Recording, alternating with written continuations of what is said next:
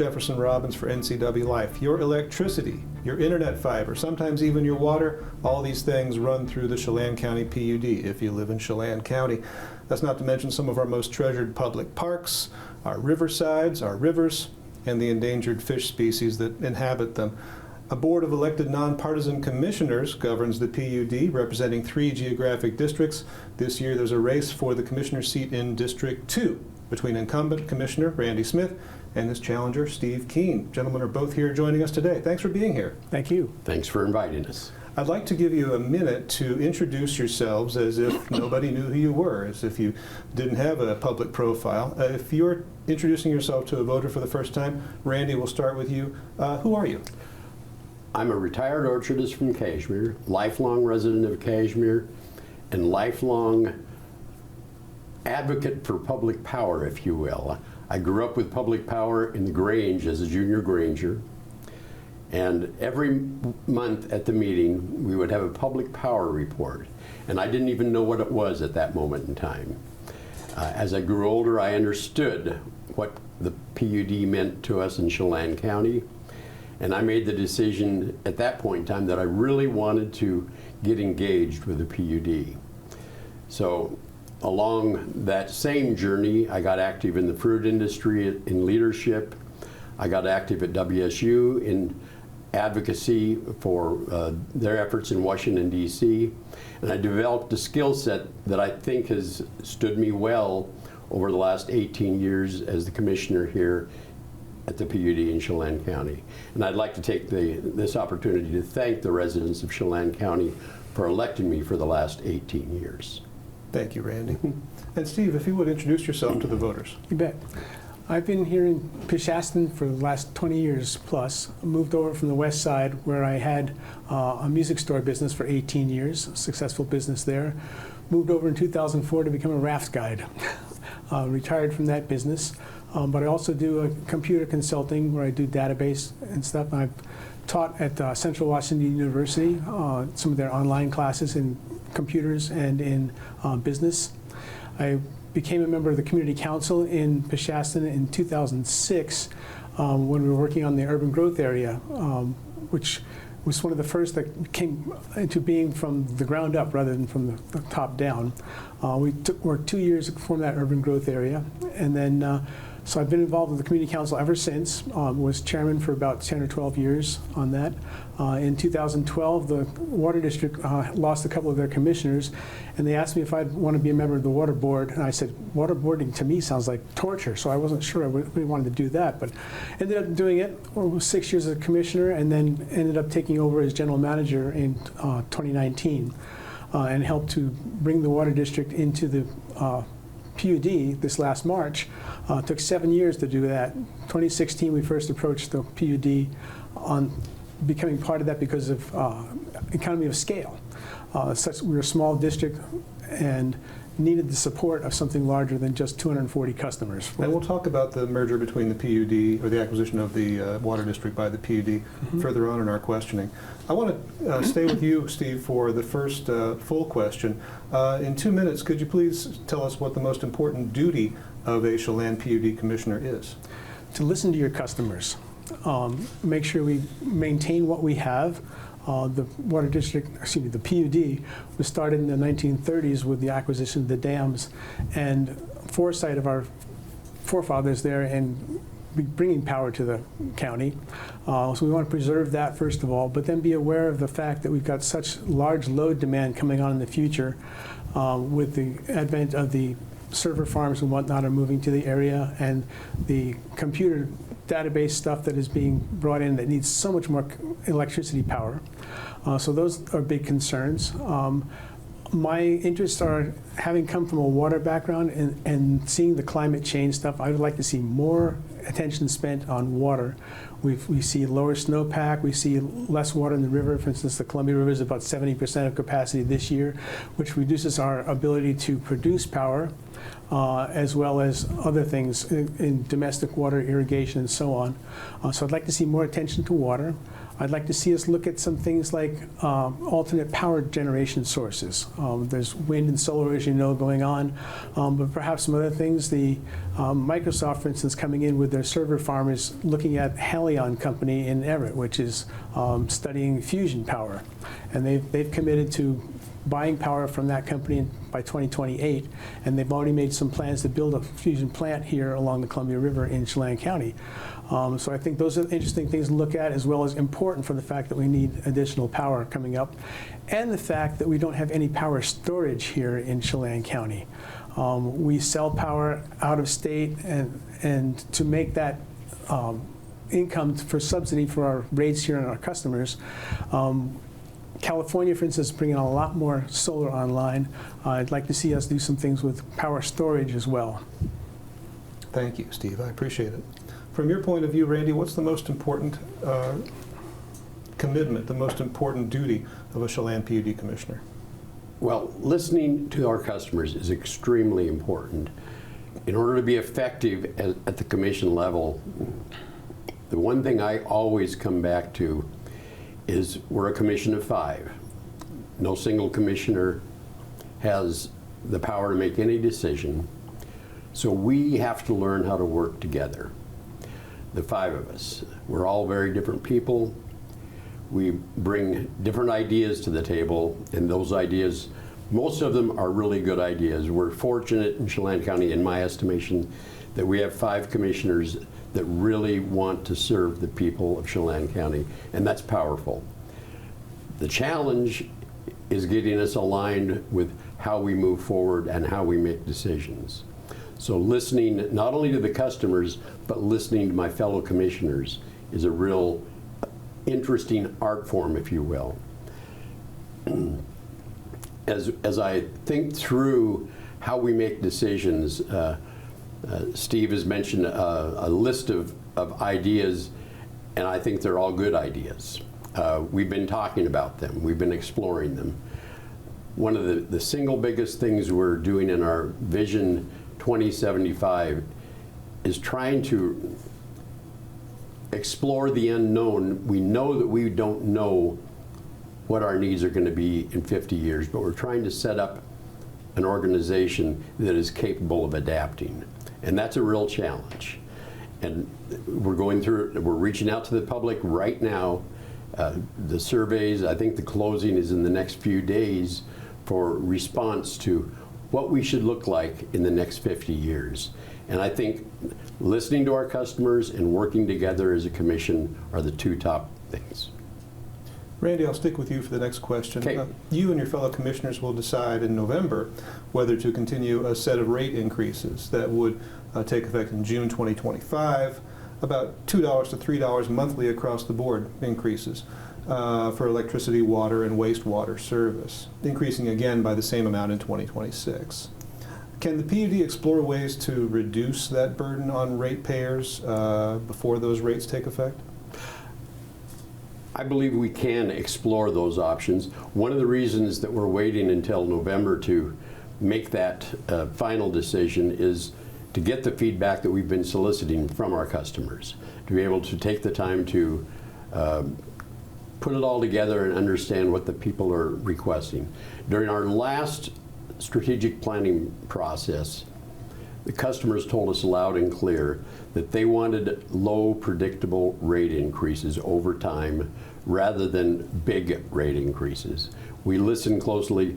The discussion that you're talking about extends that same philosophy, if you will, small rate increases over time, while we're still exploring what we're going to do for the next 50 years.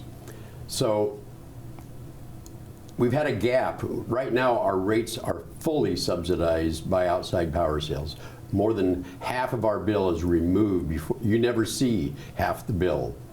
And we don't want that gap to get any wider, just in case we may, for some reason, have the shortfall of water, the shortfall of electricity.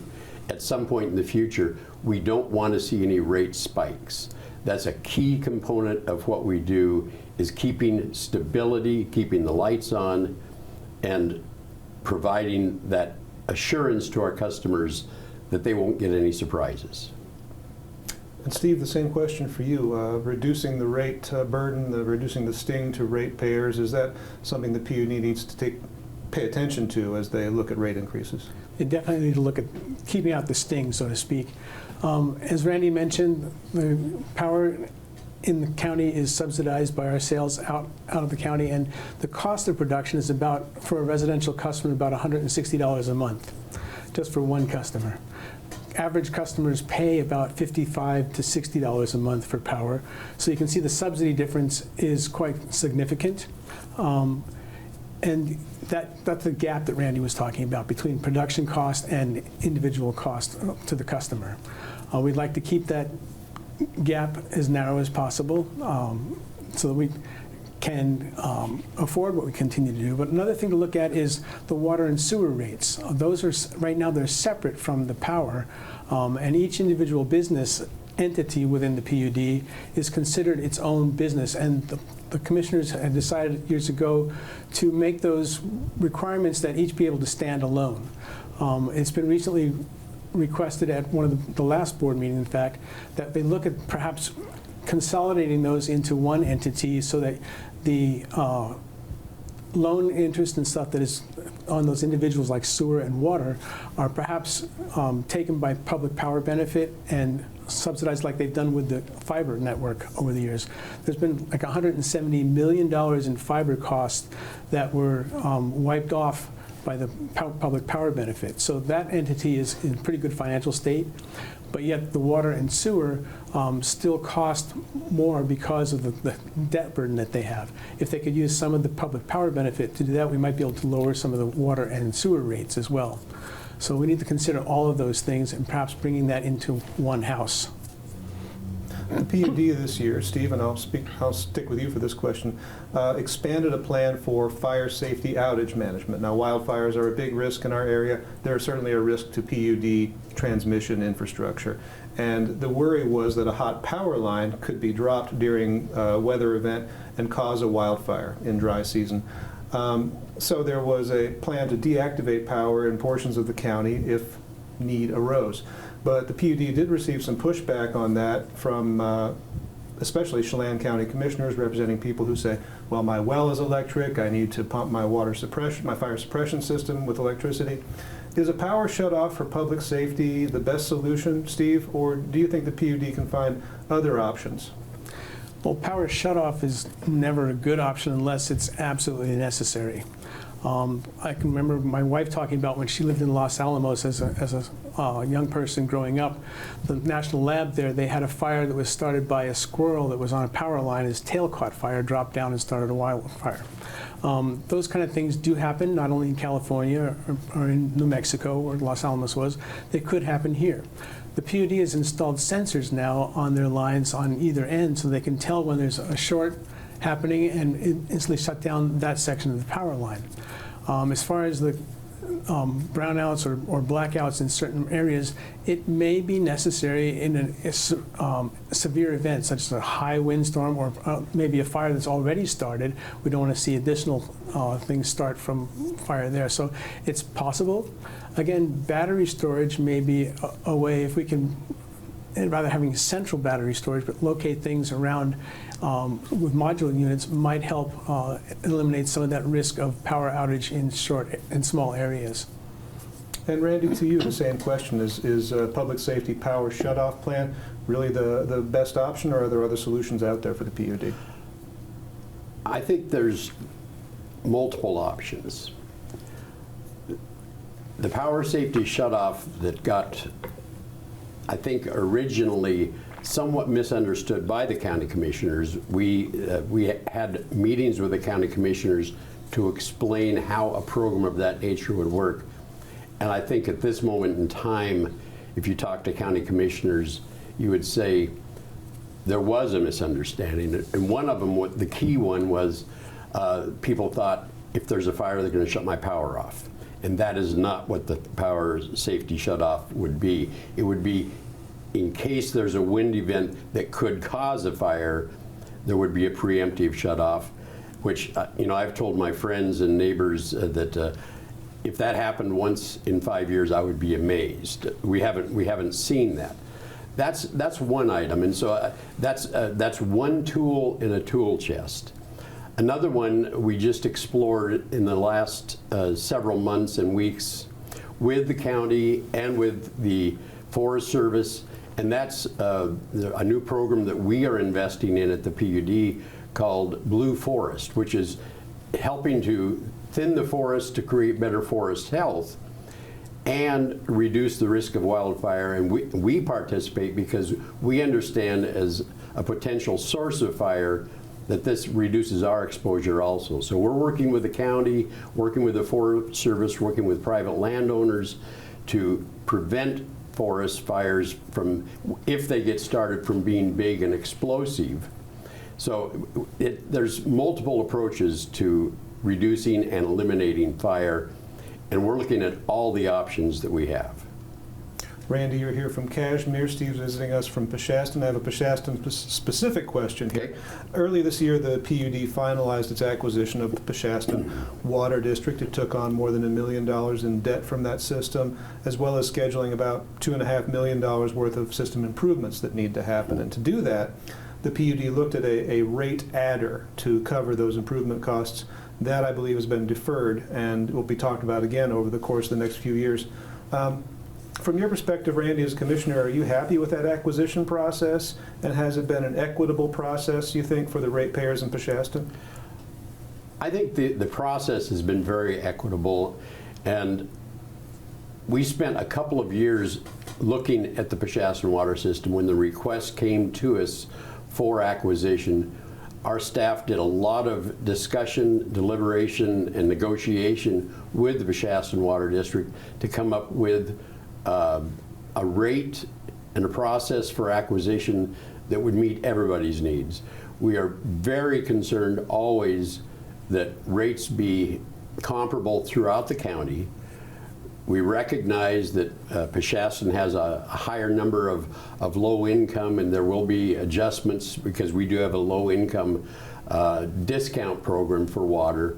And so we're making sure that comes into play in this process. And the adder you talk about, we went with a very small adder, and it kept the Peshastin rates comparable to where our rates are going to be over the next several years. We didn't seek out the Peshastin system. They came to us, and we, with our dedication to serving the people of Chelan County, said, we're here to help. How can we help you best? And once that process got started, we came to a conclusion that I believe most of the residents of Peshastin felt was equitable, and we got good feedback at the end of that process. So I'm comfortable with where we landed. And Steve, you were a manager on the Peshastin system, and as you said, this process did take a while, about 7 years. Were you happy with how it unfolded, and do you think it was fair to those folks paying rates in Peshastin? I think mostly I'm happy with it. There's a couple issues. You mentioned the rate adder as being deferred. That's not the case. Okay. The rate adder was put on immediately when we had the system taken over at the end of March. They added $3 per customer, residential customer, and additional for commercial and industrial water. It was supposed to be for a 3-year period, which would increase in the same rate structure essentially as what the PUD has now. The Peshastin Water District, as commissioners, put on a 4% a year increase through 2030 because of our debt load and because of the fact that we needed a new well. So the PUD decided that rather than just take the PUD rates and apply those to Peshastin, they would put an adder on because of our infrastructure and our debt load, again on a low-income community, and they said for 3 years they would do that. Now with the rate proposals that have just been made, they're actually talking about extending that for an additional 2 years, which I do think is unfair to the community there. We agreed to the 3-year period where they have essentially on a residential customer about $3 a month increase over the PUD rates for first year, an additional 3 the second year, an additional 3 the third year. Now they're going to be pushing it back for 2 more years if they delay the rate structure the way they're doing it right now. Again, if they were to use the public power benefit to take away the debt burden and look at infrastructure, $2 million is peanuts when you look at the PUD overall budget.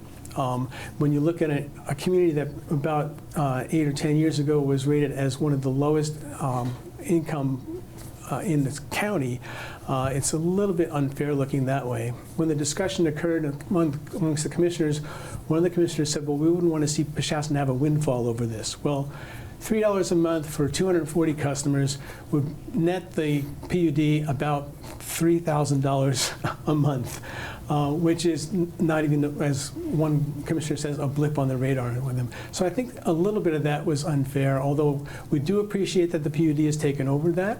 We do think it's going to be very worthwhile for the community in the long run. Okay. A little bit over time. I'd like to give Randy, if you'd like, a minute to respond to what Steve had to say about the acquisition process. Yeah, I'm not certain, the rate adder, no decision has been made on the next step that is being talked about. And I think that's going to be a topic of discussion at the commission level. And as I said early on, we have 5 commissioners. All commissioners have their own opinions. And we haven't arrived at a point of decision yet. And so I think that would be premature to really talk about it and say, this is where we are. I need to listen to my fellow commissioners. That's step one. I favor making sure that it is equitable for all concerned. Thank you. I want to move into the closing question, and I do want to start with you, Randy. In a minute, if you are able, can you explain why you believe people should vote for you for Chelan County PUD Commissioner? The residents of Chelan County have elected me multiple times over the last 18 years based on a set of principles that I bring to the table. And that is to try to run our utility as best we can as we would a good business.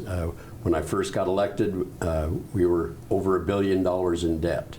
We have paid off $700 million of that debt. We were just starting a fiber program, which we now have over 80% of the people in the county with fiber. We have expanded our water at the request of people in the county. We're trying to meet the needs of the people of the county, and looking forward, we're trying to vision what the needs of the people are going to be for the next 50 years and try to meet that in a sustainable fashion, as you said earlier, when we may be faced with climate change and a radical change in how we develop all of our programs. That's what I'm about for the next 6 years. And Steve, people voting this year in District 2 Chelan County PUD Commissioner race, why should they vote for you? Well, I've been, like I said, 20 years here in Peshastin, involved in community service the entire time, not only with the community council and the water district, but as a volunteer in the school district, running a robotics program for the elementary school, helping out with the band program.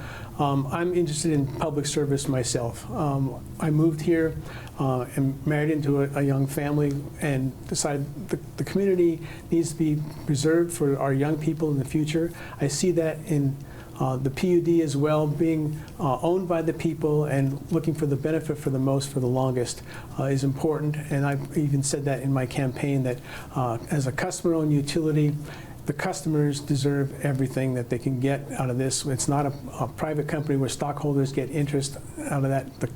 The people get the return on this as well as the service of the utilities they receive and the great service from the employees and service people within the system. I'd like to see that continue. I'd like to see new ideas presented. Again, my opponent's been there for 18 years. Perhaps it's time to get a new voice in there and see what can be done. Steve Keene, the challenger, Randy Smith, the incumbent for Chelan County PUD Commissioner. I want to thank you both for being here. You bet. Thanks, Randy. You bet. Thank you. You're watching the NCW Live channel.